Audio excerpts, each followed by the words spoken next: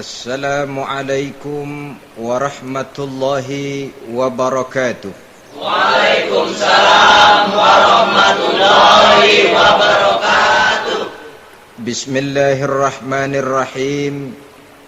Alhamdulillahi rabbil alamin. Wassalatu wassalamu ala ashrafil anbiya'i wal mursalin, Sayyidina wa maulana Muhammadin wa ala alihi wa ashabihil mujahidin at-tahirin. Amma ba'du, subhanaka la ilma lana illa ma 'allamtana innaka antal alimul hakim. La hawla wa la quwwata illa billahil aliyyil azim. Saudara-saudara kaum muslimin, terutama adik-adik para remaja dan pemuda yang saya cintai. Apabila seseorang akan membangun rumah, tentu saja dia akan mengadakan beberapa pilihan.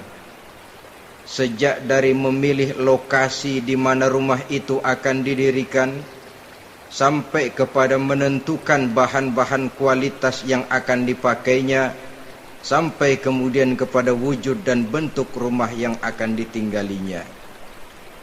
Demikianlah bahwa untuk membangun sebuah rumah yang hanya untuk menaungi kehidupan di dunia ini, kita mengadakan berbagai macam pilihan.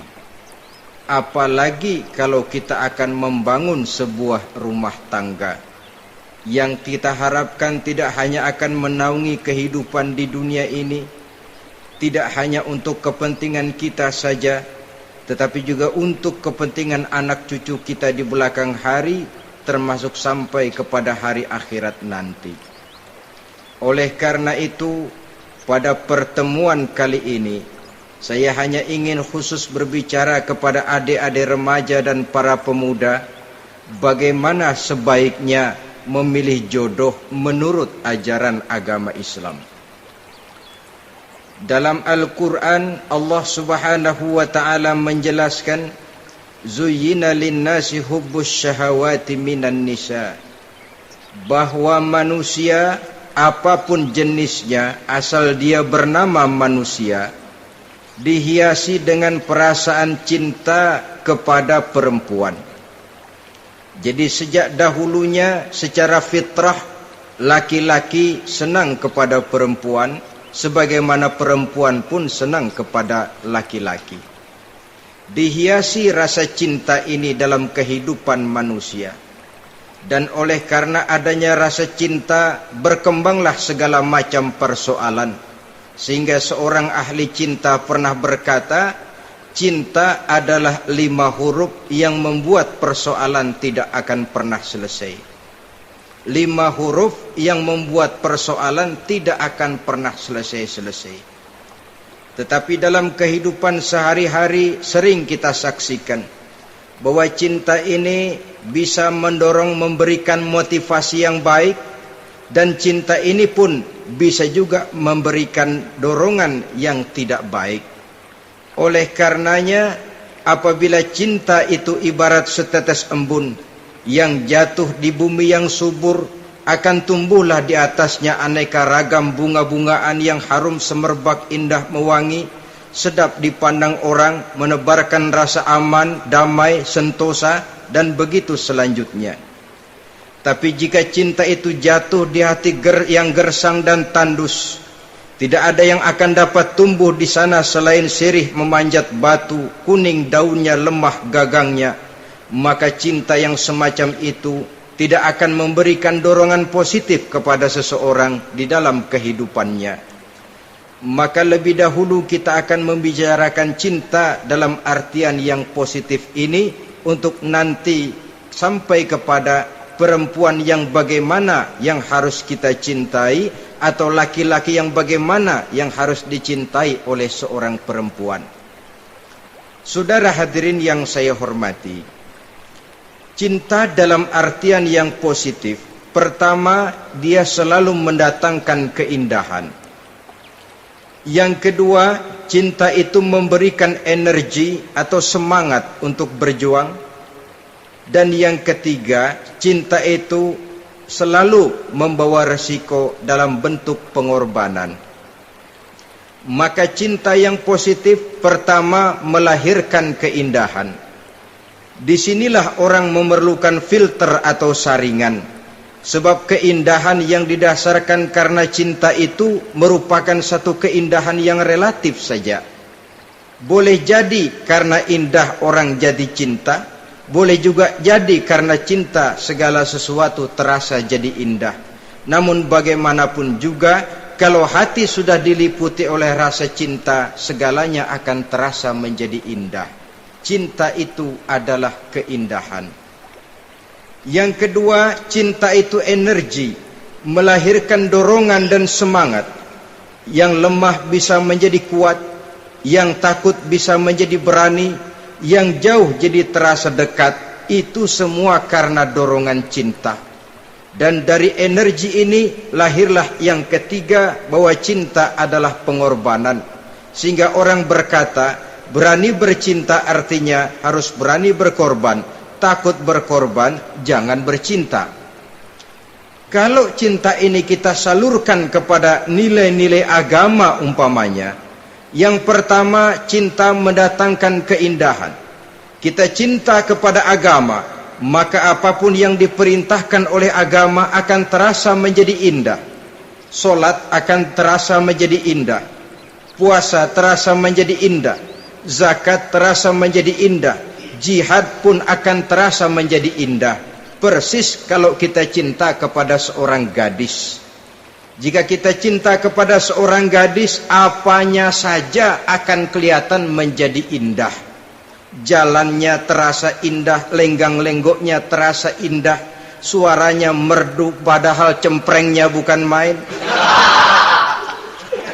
Seluruhnya akan mendatangkan keindahan karena dasarnya sudah cinta. Cinta membawa kepada keindahan. Yang kedua, cinta itu melahirkan energi. Orang yang cinta kepada agama akan lahir tenaga dan semangatnya melaksanakan ibadah, melaksanakan puasa, melaksanakan zakat, melaksanakan solat, melaksanakan haji, bahkan melaksanakan jihad sekalipun. Cinta selamanya menimbulkan energi dan semangat. Sama saja dengan kita apabila jatuh cinta kepada seorang gadis, walaupun rumahnya jauh, katanya, gunung pun akan kudaki, lautan pun kuseberangi. Untuk apa itu? Untuk menemui apa yang kita cintai. Cinta selamanya melahirkan energi. Capek tidak terasa, lelah tidak terasa, semuanya tertutup oleh keindahan yang bernama cinta. Lalu yang ketiga, cinta membawa pengorbanan. Apabila kita cinta kepada agama, maka pengorbanan terhadap apapun yang diminta oleh agama, baik itu pengorbanan waktu, tenaga, pikiran, harta, bahkan pengorbanan nyawa sekalipun, kita tidak akan berat melaksanakannya karena cinta kita kepada agama yang kita anut ini. Demikian juga cinta kita kepada seorang perempuan akan membuat kita rela berkorban. Apapun yang dia minta, jangankan kita tidak mampu, kita tidak mampu sekalipun, kita masih berusaha untuk mampu guna memenuhi tuntutan si buah hati belahan jantung. Kadang-kadang malam minggu si doi ngajak nonton, Umpamanya duit tidak ada, gajian belum, kerja enggak. Timbullah inisiatif, entah sepatu kita jual ke tukang loa, entah celana mampir dulu ke tempat lain. Yang penting kita berkorban untuk memenuhi permintaan si buah hati belahan jantung. Ketika itu pengorbanan sudah tidak kita rasakan lagi. Bahkan pengorbanan yang paling pedih sekalipun, dalam gurau, dalam bercanda misalnya, dicubit kita oleh kekasih kita, pedih bukan main, terkelupas kulit, mengalir darah, bukan nangis, nyengir. Malah kadang-kadang minta tambah dicubit lagi. Itulah romantikanya cinta, sanggup membuat orang berkorban, melahirkan energi dan semangat, menambah keindahan dalam kehidupan, sepanjang dia dalam artian yang positif. Kalau demikian masalahnya, di dunia yang penuh dengan perbenturan nilai sekarang ini, orang sering salah jalan bagaimana memilih jodoh untuk membangun rumah tangga yang bahagia. Jangan lupa bahwa membangun rumah tangga ini bukan hanya untuk 1-2 bulan, bukan hanya untuk 1-2 tahun, bahkan bukan cuma untuk kehidupan dunia, lebih daripada itu pun untuk menunjang kebahagiaan di akhirat. Oleh karenanya, memilih jodoh bukan satu hal yang mudah, bukan satu hal yang bisa dilaksanakan sambil lalu, tetapi memerlukan penelitian, memerlukan pengamatan yang mendalam. Apa petunjuk agama tentang itu? Dengan kata lain, bagaimana seharusnya seseorang memilih jodoh dalam kehidupannya? Ini tentu saja sumbangan moral buat adik-adik remaja dan para pemuda yang lagi kebingungan memilih jodoh, atau barangkali buat bapak-bapak yang kepengen nambah lagi.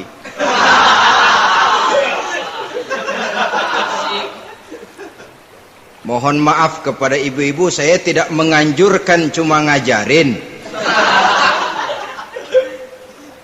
Yang pertama, menurut Nabi, nikahilah perempuan itu karena rupanya, karena hartanya, karena keturunannya, dan karena agamanya. Ada 4 motif utama di sini. Pertama, memilih jodoh, lihatlah rupanya. Lagian siapa yang kepengen dapat jodoh rupanya enggak karu-karuan? Cari rupa yang cantik, indah, dan menawan. Namun jangan lupa, saya katakan di zaman di mana sering terjadi benturan nilai seperti sekarang ini, orang sulit untuk mendapatkan keaslian. Di mana teknologi sudah sedemikian canggih, di mana ilmu kedokteran sudah sedemikian maju, maka berbagai macam rupa bisa dibentuk dengan apa yang dinamakan operasi plastik misalnya. Yang pesek bisa dibikin mancung, kuping yang kelebaran bisa dibikin sedang, pipi yang kembung sebelah bisa dibikin rata, janggut yang tidak menarik bisa dibikin bak lebah bergantung katanya. Oleh karena itu, kalau pilihan hanya tertuju kepada rupa yang cantik saja semata-mata, kita sudah melakukan satu kesalahan yang sangat besar. Sebab apa? Diperingatkan oleh Nabi melalui hadis Ibnu Majah, Bazar dan Baihaqi dari Ibnu Umar. Janganlah kamu kawini seorang perempuan karena kecantikannya, sebab kecantikan boleh jadi akan mencelakakan.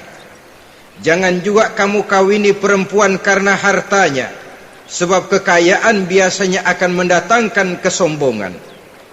Tetapi kawinilah karena agama dan akhlaknya, karena itulah yang akan membawa kepada kebahagiaan. Saudara-saudara kaum muslimin, terutama adik-adik remaja dan para pemuda, dikala usia puber, apalagi mata baru terbuka, awal balik namanya, remaja sering kehilangan filter. Pokoknya asal ngelihat rupa yang sudah lemot, denok, geboy,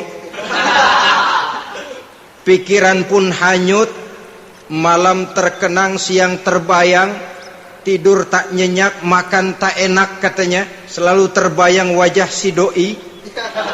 Dikala itu orang kehilangan pertimbangan bahwa rupa yang cantik kadang-kadang sering menipu. Diriwayatkan oleh Imam Ibnu Abbas, satu hari ketika sedang kumpul dengan para sahabat, lewatlah orang dengan potongan ya, potongan orang kaya. Kelihatan kan, orang kaya sama orang miskin jalannya aja lain kan? Jalannya saja, jangan gaya hidupnya, jalannya saja lain. Lewat dia, Rasul bertanya kepada seorang sahabat, menurut pendapatmu bagaimana orang yang lewat itu? Kata sahabat, oh yang lewat ini ya Rasul, kalau dia meminang perempuan pasti diterima. Kalau dia menolong orang pasti berhasil. Kalau dia ngomong pasti didengerin. Kenapa? Orang kaya. Orang kaya ya Rasul. Kalau dia minang, perempuan mana yang kagak bisa menerima kalau dipinang oleh orang kaya? Biar mukanya udah belipet kayak dompet tanggung bulan. Kalau memang duitnya banyak, nggak kelihatan tuh muka yang belipet, yang kelihatan duit. Kalau dia nolong orang, pasti berhasil apa yang dia tolong itu. Kalau dia ngomong, pasti didengerin orang, walaupun omongannya biasa-biasa saja. Kenapa? Orang lihat penampilannya. Sudah, ketika orang itu lewat, beberapa lama kemudian lewat lagi seseorang yang kelihatannya miskin. Rasul tanya lagi, kalau orang ini bagaimana pendapat kamu? Wah, potongan begini sih Rasul, kalau dia minang orang tolak. Siapa yang mau kawin sama kere begini? Kalau dia nolong orang pasti nggak berhasil. Kalau dia ngomong kagak bakalan ada yang mau dengerin. Siapa yang mau dengerin orang susah ngomong? Setelah orang itu lewat, apa kata Rasul?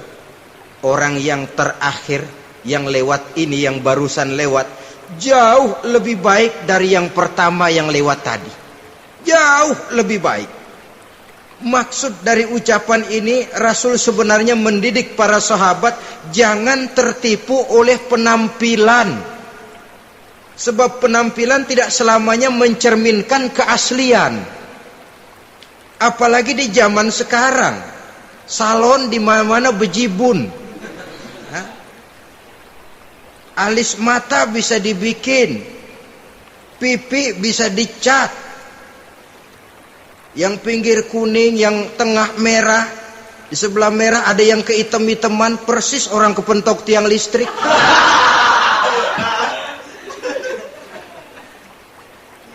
Kecantikan yang artifisial, kecantikan yang bukan alami.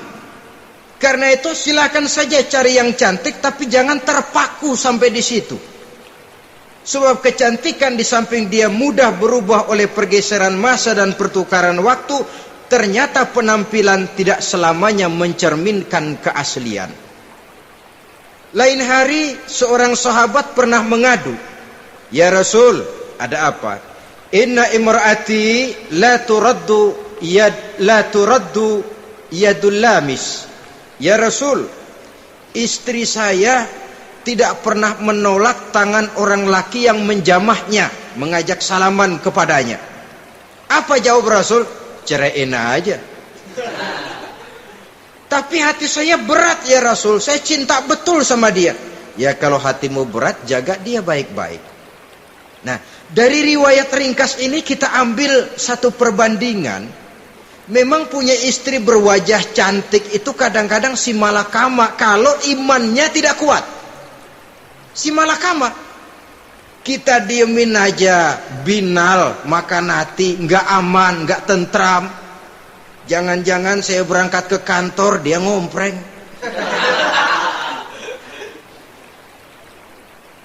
Buah si malakama, seperti orang tadi, ya Rasul. Istri saya kelihatannya sebenarnya tidak negatif maksudnya ini, cuma bersalaman tapi terlalu ngobrol.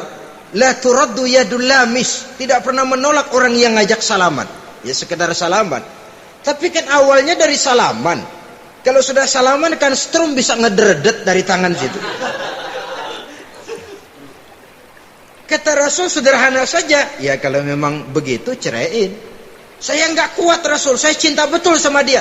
Kalau kau tak kuat berpisah dengan dia, jagalah dia baik-baik. Ajar, didik, tanamkan rasa keagamaan di dalam hatinya. Saudara-saudara kaum muslimin, jadi rupa yang cantik tanpa didasari oleh nilai-nilai agama akan membuat seorang suami di rumah tangganya seperti si malakama.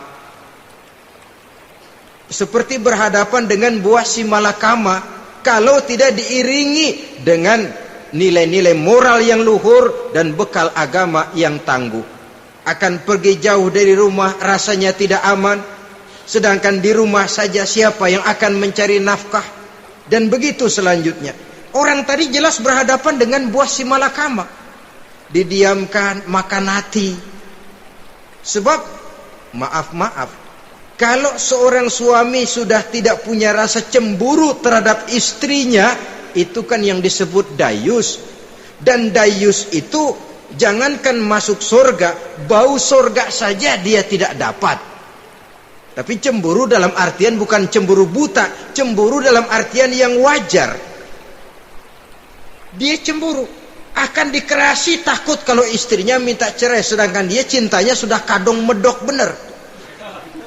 Si malakama jadinya. Nah, ini juga satu riwayat yang memberikan gambaran kepada kita. Pilihan, silakan cari rupa yang cantik saja. Cari yang cantik.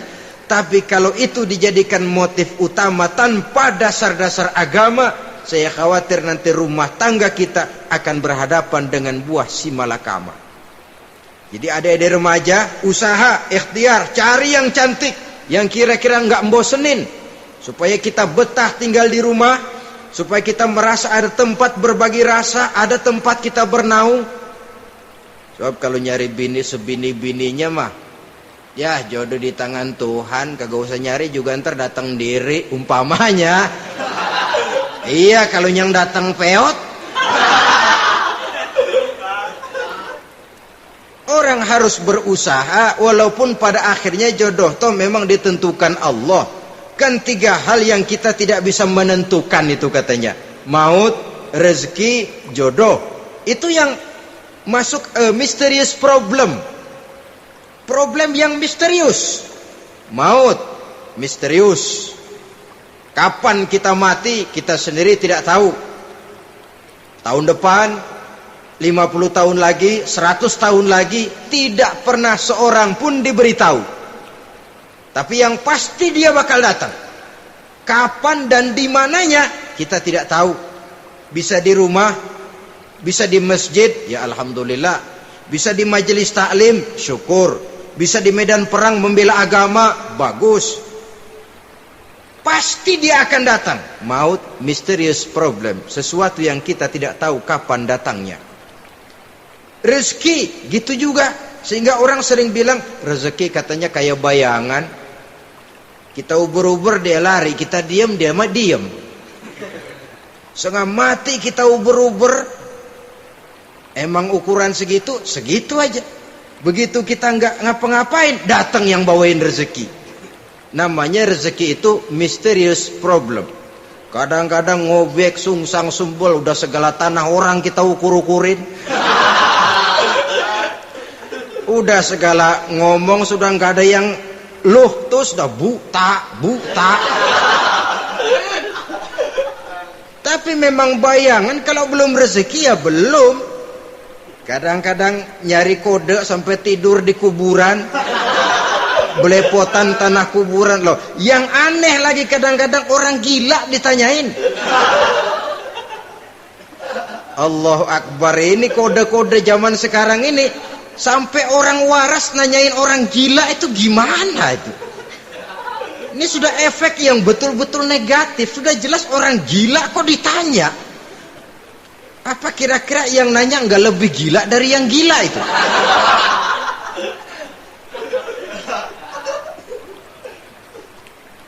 Saudara-saudara kaum muslimin, terutama adik-adik remaja dan para pemuda, jadi silakan saja cari rupa yang cantik. Karena dia akan jadi tautan hati, buah hati, belahan jantung, tempat kita berbagi rasa, tempat kita pulang dan tinggal di rumah tangga kita. Tapi hendaknya kecantikan rupa itu diiringi juga dengan kecantikan budi. Karena itu cari rupa yang cantik. Ini pilihan utama. Yang kedua, kata Nabi, harta, cari yang kaya.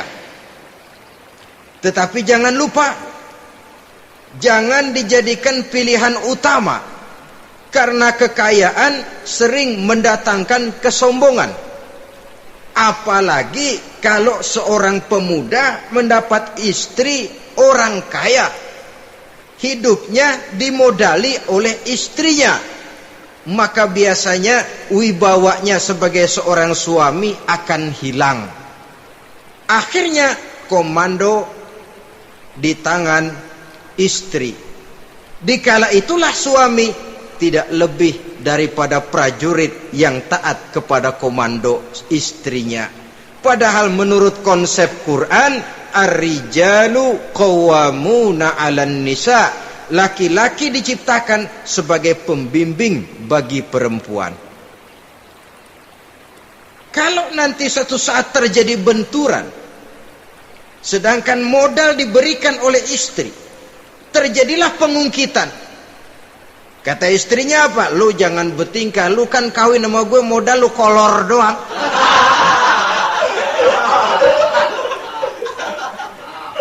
Kalau sekarang bertingkah, silakan keluar rumah. Bawa seperti engkau datang dulu, jangan bawa apa-apa. Pergilah seperti engkau datang dulu kemari.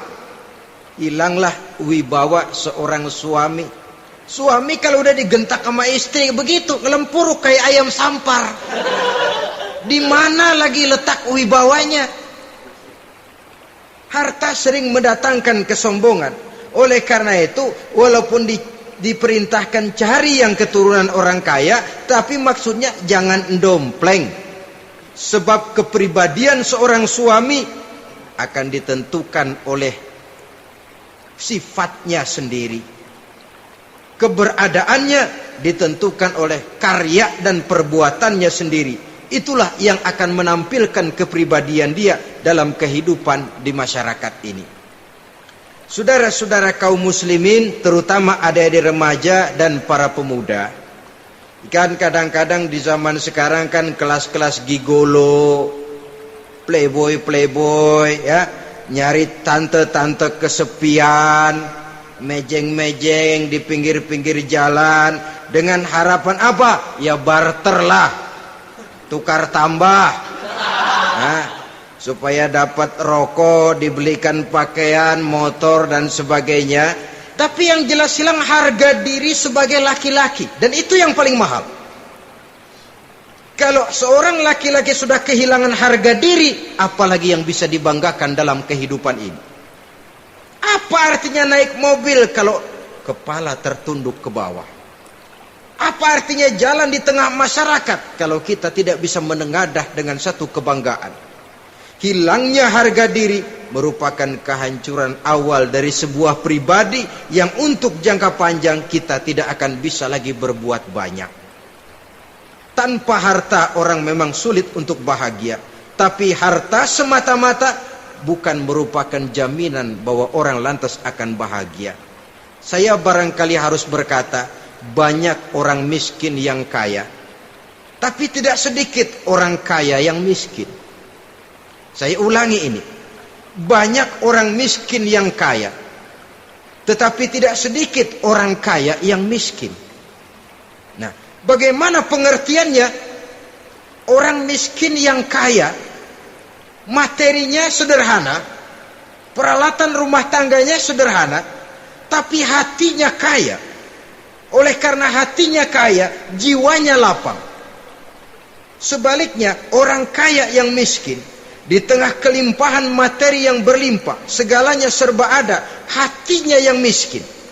Kelimpahan materi tidak akan sanggup mengobati kemiskinan hatinya. Sehingga di tengah kehidupan yang serba ada, dia masih merasa kurang, maka dia tidak pernah cukup. Di tengah kemilauan dan gemerlapan serta glamornya rumah mewah, dia merasa hidup di tengah gurun pasir yang gersang dan tandus. Karena itu, biarlah miskin harta tapi kaya budi, daripada kaya harta tapi miskin budi. Lebih utama lagi kaya harta, kaya budi. Itu idealnya. Dasar pilihan ketiga sesudah rupa dan harta menurut Nabi, keluarga. Faktor keturunan sangat menentukan. Pepatah mengatakan buah apel akan jatuh tidak terlalu jauh dari pohonnya. Biasanya kalau bapak kalong anak kampret, bapak nyolong anak nyopet. Itu fotokopi. Saudara-saudara, sungguh pun demikian, faktor keluarga bukan merupakan yang paling dominan, karena segalanya memang bergantung kepada hidayah dari Allah Subhanahu wa ta'ala. Kalau hidayah datang, bisa saja anak maling bisa jadi kiai. Kalau hidayah datang, bisa saja anak nabi malah ikut bersama orang-orang kafir. Pada akhirnya orang mau besar atau tidak bukan dengan jalan menyempeng kepada keturunan orang lain, tapi ditentukan oleh kepribadian dirinya sendiri. Tidak bisa kita menjadi besar dengan menyebut kebesaran orang lain. Itu sebabnya dicontohkan oleh Imam Ali pada saat beliau berkata, laisal fata may yaqulu kana abi walakinnal fata may yaquluha anadha. Anak muda yang gentleman adalah anak muda yang berani berkata, inilah saya.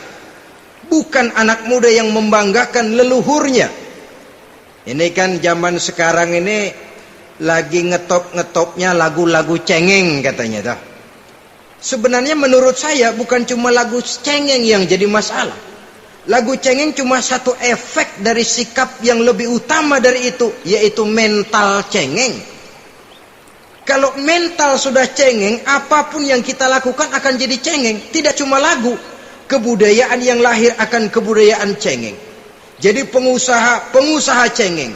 Jadi pejabat cengeng. Jadi kiai cengeng. Kenapa? Mental cengeng. Di antara mental cengeng itu apa? Mengandalkan fasilitas atasan. Kalau tidak ada fasilitas dari atas, lantas tidak bisa berbuat apa-apa. Cengeng. Menjadi besar bukan karena karier pribadi, tapi karena nasib katrolan. Itu pun termasuk mental cengeng. Sedikit gagal, bagaimana sedikit jalan buntu, babe. Sedikit deadlock, babe. Lu ngapain babe lu melulu?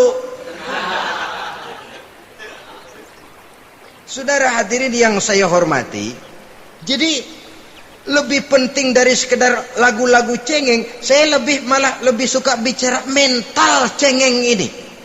Mental yang cepat putus asa. Mental yang tidak mau mengeluarkan usaha maksimal. Mental yang hanya mengandalkan fasilitas. Sedangkan pribadinya tidak lebih daripada pribadi sumuhun dawu, pribadi kulon nuwun, pribadi kumaha juragan wae, pribadi oke bos, pribadi asal bapak senang. Bukankah itu semua merupakan cermin dari mental-mental yang cengeng, yang untuk jangka panjang tidak akan pernah menguntungkan daripada pembangunan bangsa dan negara yang kita cintai ini. Seseorang mau besar atau tidak bukan dengan jalan menyempeng kepada kebesaran orang lain. Bahkan Syauqi dalam sebait syairnya yang lebih tegas mengatakan, wa syarrun nasi zu khumulin iza fakhartahum zakarul jaduda wa syarrun nasi wa khairun nasi zu syarafin qadimin aqama li nafsihi syarafan jadida. Generasi yang paling jelek adalah generasi pemalas. Kalau kelihatan orang lain lebih hebat dari dia, disebut-sebutnya kebesaran nenek moyangnya. Dia sendiri nggak punya prestasi apa-apa. Kerjanya cuma ngandeli babe. Kerjanya cuma menggelayuti fasilitas orang tuanya. Tanpa itu dia tidak akan punya nilai dan harga sama sekali. Ini generasi paling jelek. Kalau orang lain kelihatan lebih hebat, dia sebut nenek moyangnya. Lo si belum apa-apa lo, baru kopral lo. Engkong gua no, komandan Hansip. Engkongnya. Engkongnya yang disebutin.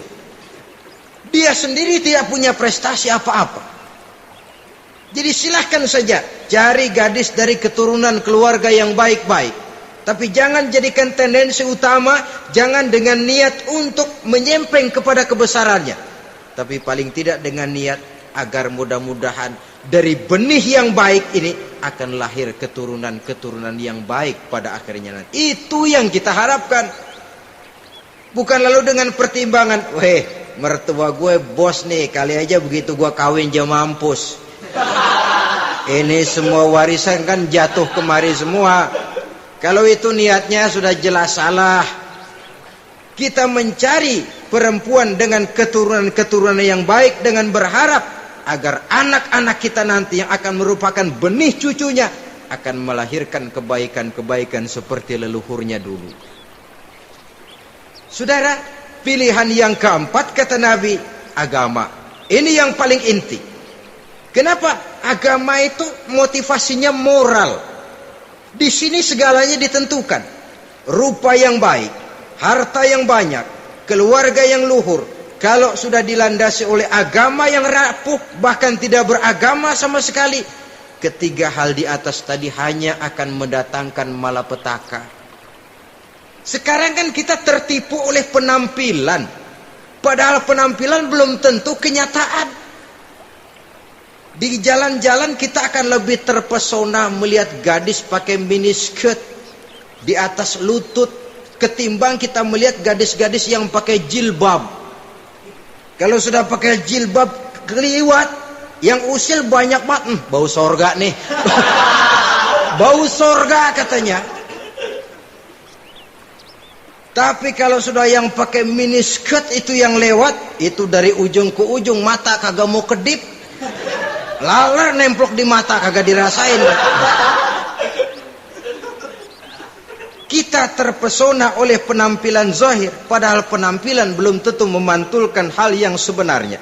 Tapi memang itulah watak manusia. Watak manusia, saya katakan manusia tanpa kecuali. Tetapi bergantung kepada pemikiran jangka pendek atau jangka panjang. Kalau jangka panjang yang kita pikirkan, ya tentu kita tidak akan mudah terpesona oleh hal yang zahir. Sampai-sampai Quran sendiri mengatakan budak yang hitam legam tapi beriman itu lebih baik daripada orang-orang musyrik walaupun cantik, denok, lemot, geboy. Ada lagi nggak bahasa yang lebih dari itu? Cantik, denok, lemot, geboy, bahenol, nerkom. Tapi kafir masih lebih baik budak yang hitam legam sekalipun kalau dia beriman. Kenapa? Rumah tangga untuk jangka panjang. So itu Islam tidak membolehkan kawin campuran dengan lain agama.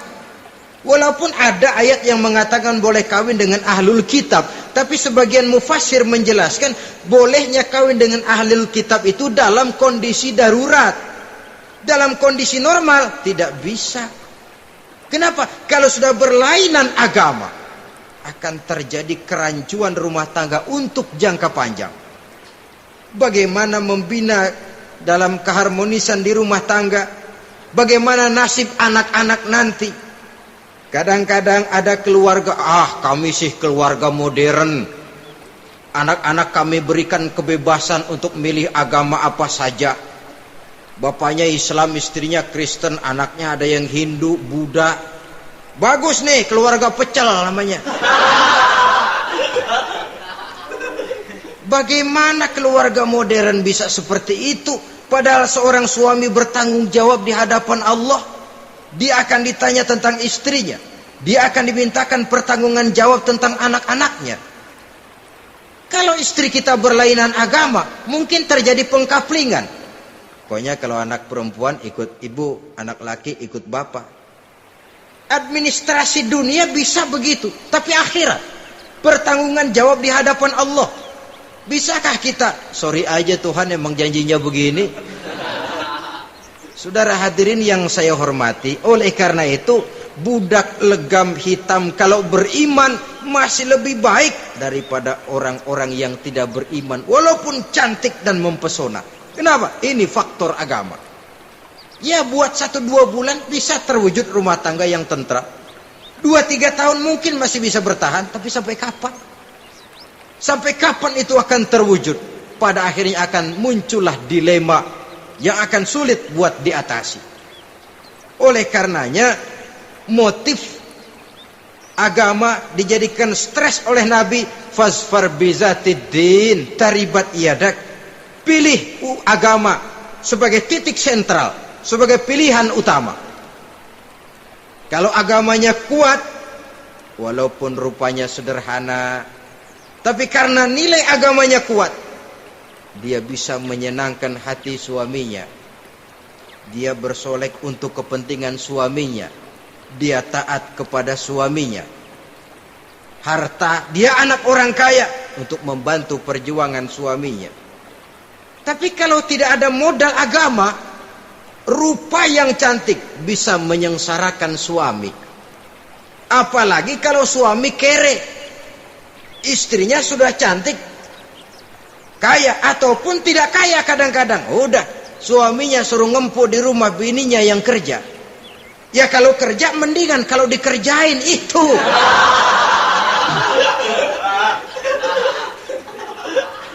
Itu yang repot.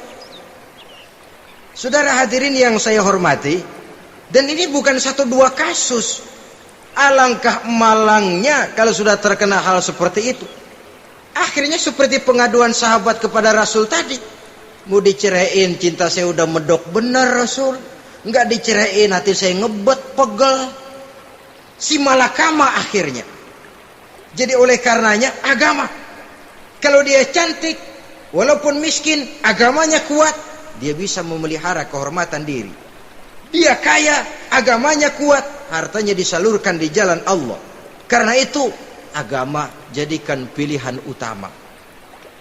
Dan ukuran agama itu bukan cuma jilbab loh.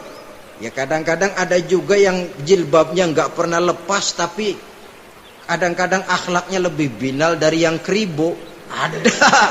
Ada cuma sekedar kamuflase saja, itu pun penampilan, sekedar penampilan saja. Cuma dari segi aurat ya memang lebih baik dan lebih utama, dan saya kira lebih mengundang penasaran toh. Duren kalau udah dibuka kan kelihatan isinya, emang udah begitu, udah. Tapi kalau masih rapat, itu yang rasanya kita pengen buka. Timbul tantangan, gue pengen tahu isinya. Rasanya juga begitu. Sama saja dengan baju, kalau dibungkus rapat di plastik, ditaruh di etalase, adanya di toko mau serba ada, tahu kita barang mahal nih. Biar punya duit, kita mau nawar ragu-ragu, takut nggak cukup. Tapi kalau barang sudah dibuka di jalanan, diobral di pinggir jalan, murahan, 1.003 masih dicampur odol. Yang begitu sih biar nggak punya duit, kita berani banget tanya, nawar, megang lagi nyemek. Berat duit nih bang. Kenapa? Barang sudah terbuka. Jadi saudara-saudara, syukur kalau keempat-empatnya ini jodoh terkumpul dalam jodoh yang saudara cari. Sudah rupanya cantik, kaya, keturunan orang baik-baik, agamanya kuat. Nah, surga dunia tuh. Yang begitu cari. Kalau ada yang begitu, saya juga mau nambahin satu lagi.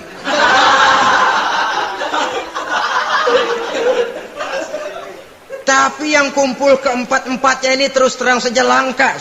Makhluk langka ini. Kadang-kadang cantik, kaya, keluarganya hebat, agamanya nol, akhlaknya kayak setan.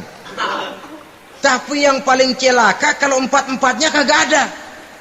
Rupanya jelek, melarat, bapaknya biang maling, kagak beragama lagi. Apanya yang mau dipilih? Mampus saja mendingan. Sudah nggak ada pilihan sama sekali tuh.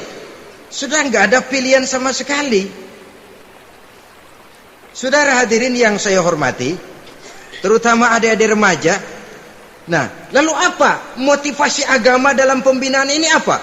Agama ini kan memberikan contoh bahwa perempuan yang baik itu, yang kita ingin jadikan dia sebagai ideal dalam pencarian jodoh, tandanya 3. Iza ra'aitaha saratka, kata Nabi.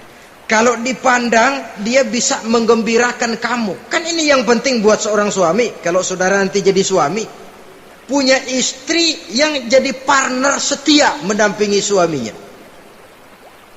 Kalau dilihat nggak bosenin. Kenapa? Dia berdandan untuk nyenangin hati suaminya.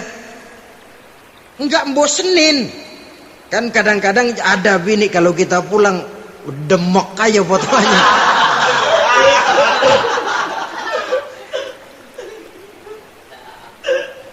Ini yang bikin suami nggak betah di rumah ini kan yang begini. Adapun perempuan yang beragama, apabila dipandang oleh suaminya, dia pandai menyenangkan hati suaminya. Andai kata suaminya dalam kesulitan, dia tidak menambah beban kesulitan. Paling tidak dia bisa memberikan satu bantuan moral. Bantuan moral untuk mengurangi beban kesulitan daripada suaminya. Suami pulang dagang rugi, kata istrinya, romantika bang. Sekali-sekali lah, masa selamanya dagang mau untung. Besok siapa tahu untung lebih besar. Kan meringankan toh. Kadang-kadang enggak, suami pulang dagang dari pasar panas, rugi, sampai rumah bini pidato, pletar-pletor.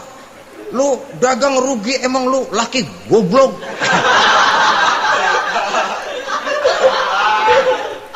Sudahlah di pasar rugi, di rumah digoblok-goblokin.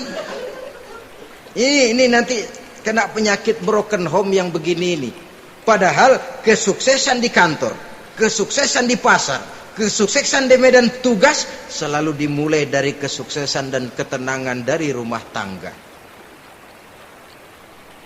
Dia berhias untuk kepentingan suaminya, tidak terlalu berlebihan, dan suaminya pun pandai menghargai istrinya dengan kata-kata yang menimbulkan gairah dan semangat.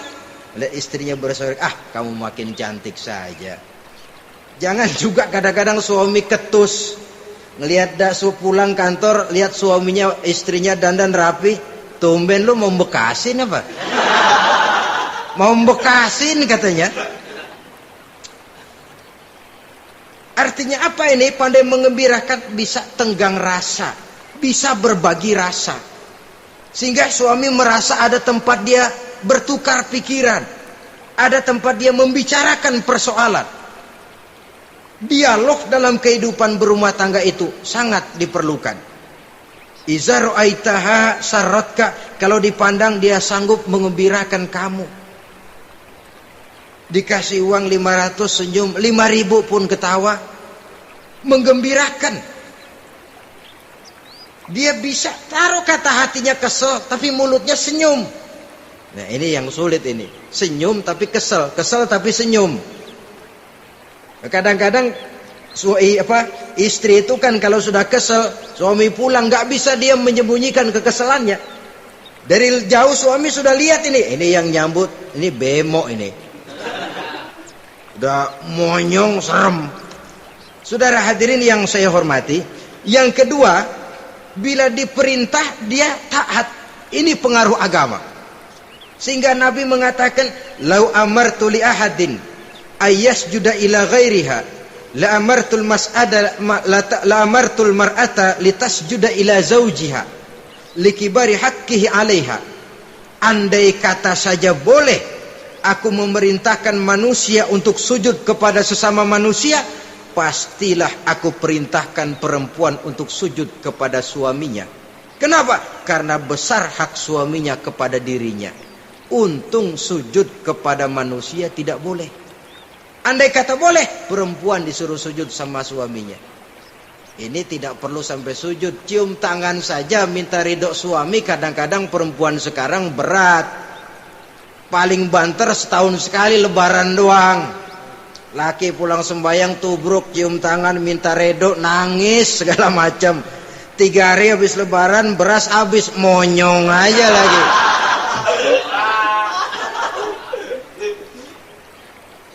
Saudara hadirin yang saya hormati, yang ketiga, akibat pengaruh agama, dia sanggup memelihara kehormatan diri dan sanggup menjaga harta suaminya. Memelihara kehormatan diri baik pada saat suaminya di rumah atau pada saat suaminya tidak ada di rumah. Satu riwayat, seorang sahabat akan pergi perang jihad di fi sabilillah. Ketika mau berangkat dia bilang kepada istrinya, saya mau berangkat perang. Kalau saya belum pulang kamu jangan keluar rumah. Baik bang. Pergi istrinya, pergi suaminya jihad. 1 minggu, 2 minggu berlalu, belum juga pulang. Satu hari datang utusan dari rumah orang tua si istri ini. Assalamualaikum bu. Waalaikumsalam. Ada apa? Ada berita kurang enak bu. Orang tua ibu sakit parah. Mohon tolong ditengokin. Apa kata si istri? Maaf saja, suami saya belum pulang dari medan perang. Saya belum dapat izin keluar rumah kalau dia belum pulang. Tolong sampaikan maaf saya kepada orang tuanya. Pulanglah utusan tadi. Besok balik lagi. Bu, ada apa? Udah Senin Kemis. Napasnya sudah sampai tenggorokan. Tolong tengokin buat terakhir kalinya bu. Suami saya belum pulang. Dia pesan kalau dia belum pulang saya jangan keluar rumah. Saya nggak bisa tengokin orang tua saya. Salam maaf saja. Pulang utusan itu. Besok balik lagi. Bagaimana? Sudah meninggal bu. Mau dikubur. Tengokinlah buat terakhir kalinya. Suami saya belum pulang. Saya belum berani keluar rumah kalau suami saya belum pulang. Itu janji saya sama suami saya. Pulanglah utusan ini ngadu kepada Rasulullah sallallahu alaihi wasallam. Ya Rasul, ini perempuan kelewatan benar. Dari orang tuanya sakit sampai sekarat, sampai mati, sampai dikuburin dia nggak nengokin. Memangnya kenapa? Suaminya katanya pergi jihad dan suaminya tidak mengizinkan dia keluar rumah kalau si suami belum pulang. Apa jawab Rasul? Marahkah beliau? Tidak, beliau senyum. Apa katanya? Dosa orang tua yang meninggal ini telah diampuni oleh Allah karena dia punya anak perempuan yang begitu taat kepada suaminya. Allahu Akbar.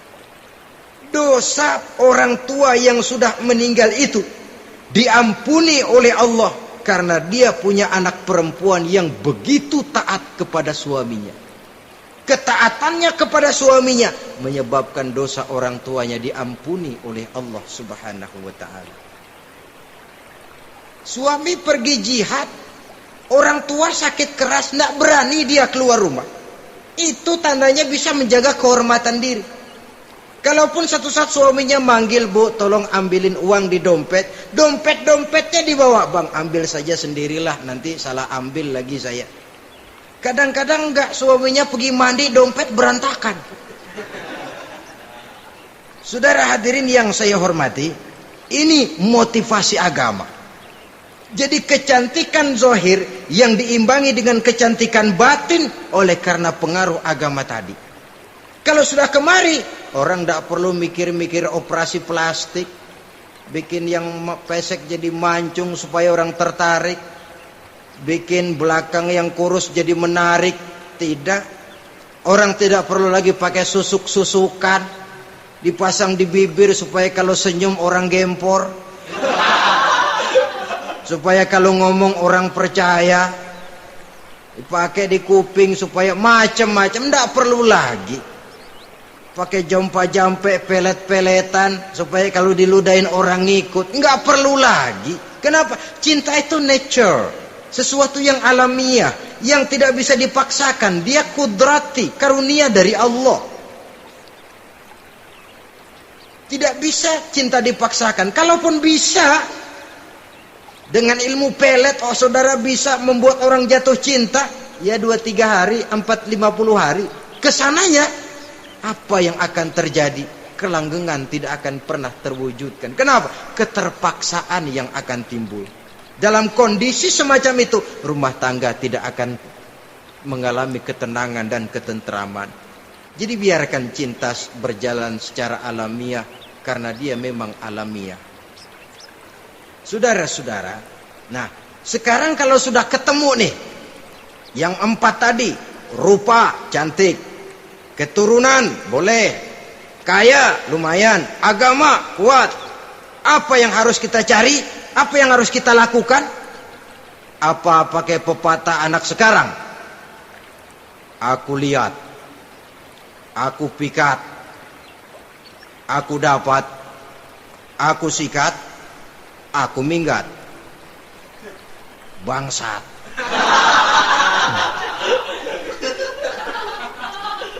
Itu kan ada moto cinta kilat begitu tuh. Cinta kilat katanya. Aku lihat, aku pikat, aku dapat, aku sikat, aku minggat. Bangsat. Atau kita harus hanyut dalam arus free love, free sex, samenleven, eksperimen dulu? Tidak. Islam mengajurkan kalau memang seret, ini rasanya ini nih, mantap gue nih.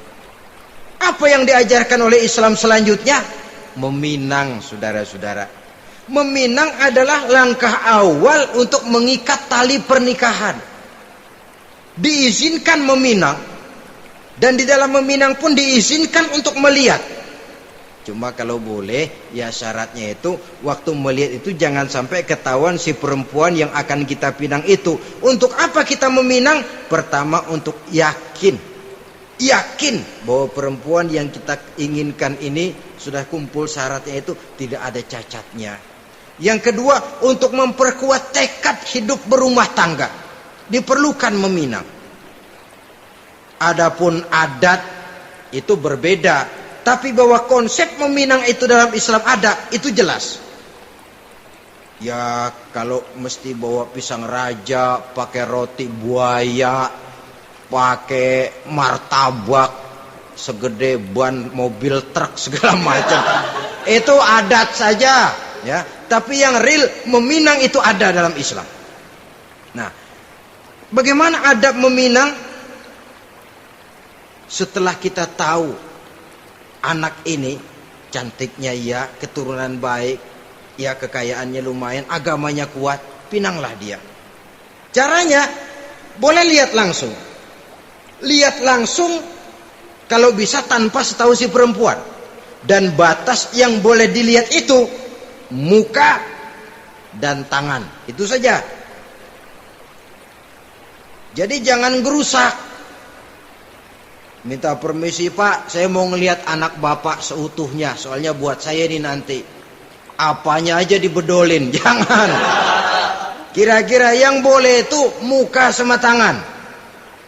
Andai kata kita risih, sebab nanti kalau nggak jadi akan jadi timbul rasa malu dan si perempuan juga kasihan. Boleh mengutus perempuan yang kita percaya.